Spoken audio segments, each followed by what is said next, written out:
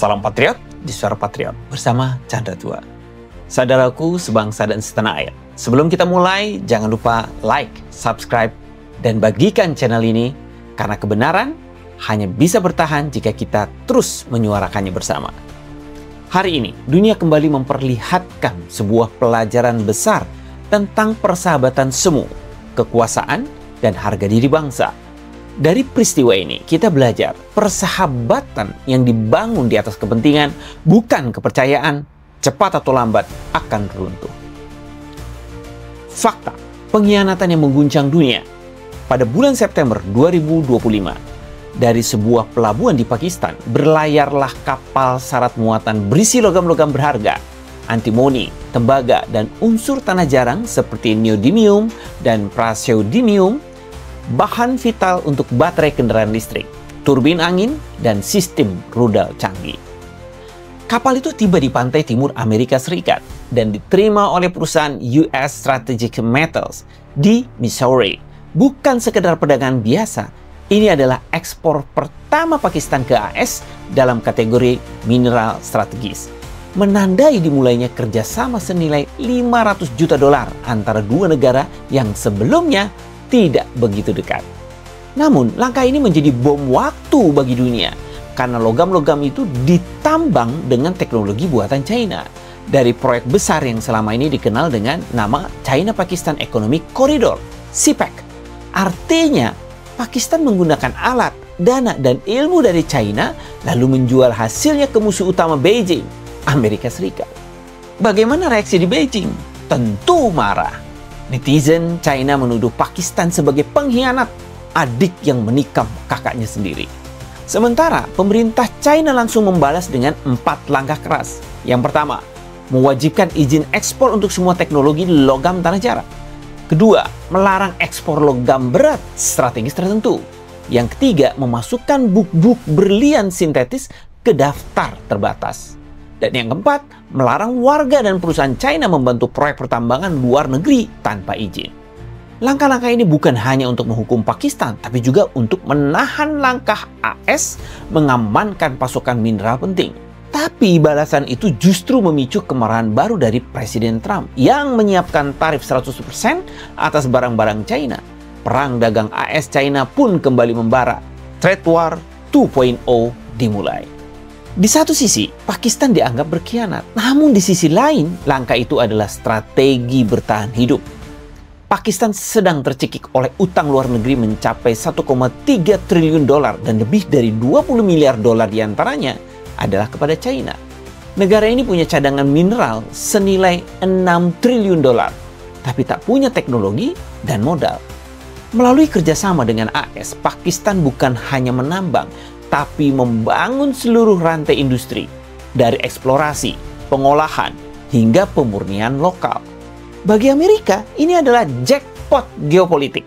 Mereka berhasil memotong dominasi China atas 80% pasokan logam tanah jarang dunia, bahan utama bagi industri strategis masa depan.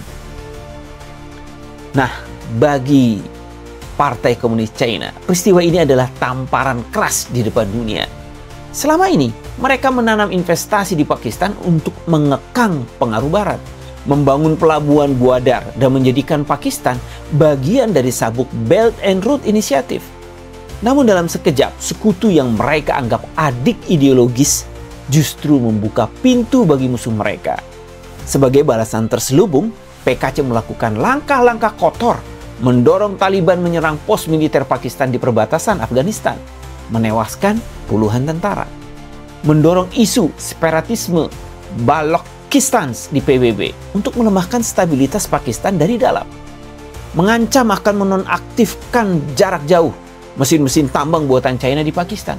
Semua ini menunjukkan wajah asli PKC, bukan sahabat, tapi penguasa yang hanya loyal pada kepentingannya sendiri.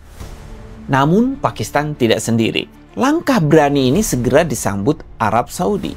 Kedua negara menandatangani fakta pertahanan bersama layaknya NATO mini di kawasan Timur Tengah. Arab Saudi berjanji menginvestasikan $5 miliar di bidang energi dan pertahanan. Hasilnya terbentuk poros baru, Pakistan, Saudi, Mesir, kekuatan Islam moderat yang berpotensi menyeimbangkan kekuatan AS dan China dan Iran. Pelajaran untuk Indonesia dari peristiwa ini adalah cermin bagi bangsa-bangsa. Kita tidak boleh terjebak dalam jebakan persaudaraan palsu dari negara besar yang menyembunyikan kepentingan kolonial di balik slogan investasi. China telah kehilangan kepercayaan sekutunya sendiri karena politik luar negerinya dibangun di atas arogansi dan eksploitasi, bukan keadilan dan kesetaraan. Persahabatan sejati antar bangsa tidak bisa dibangun dengan utang dan tekanan, tapi dengan rasa hormat dan kemandirian. Ketika satu bangsa berani berkata tidak pada dominasi asing, itulah awal dari kemerdekaan sejati. Saudaraku, sejarah sedang berulang. Dulu banyak bangsa dijajah bukan karena lemah, tapi karena terlena oleh janji manis penjajah. Pakistan hari ini memberi pelajaran bahwa keberanian menolak dominasi lebih berharga dari semua investasi yang ditawarkan oleh kekuasaan yang menindas. Inilah wajah nyata dari komunisme gaya baru, menindas lewat ekonomi, bukan senjata. Dan ketika adik kecil mulai sadar, kakak besar itu kehilangan kendali. Maka marilah kita belajar dari sejarah dunia ini. Bangun ekonomi kita dengan kemandirian, bukan ketergantungan. Bangun hubungan luar negeri dengan kehormatan, bukan kepura-puraan. Karena bangsa yang kehilangan harga diri akan kehilangan segalanya. Tapi bangsa yang berani mempertahankan martabatnya akan selalu menemukan jalannya sendiri. Jika Anda setuju, Indonesia harus belajar dari pengkhianatan Pakistan dan wajah asli PKC ini, tinggalkan komen Anda dan bagikan video ini kepada para sahabat. Dan mari kita satukan suara untuk menolak komunisme. Karena komunisme bukan jalan keluar, ia adalah jalan buntu peradaban. Suara Patriot untuk Indonesia berdaulat.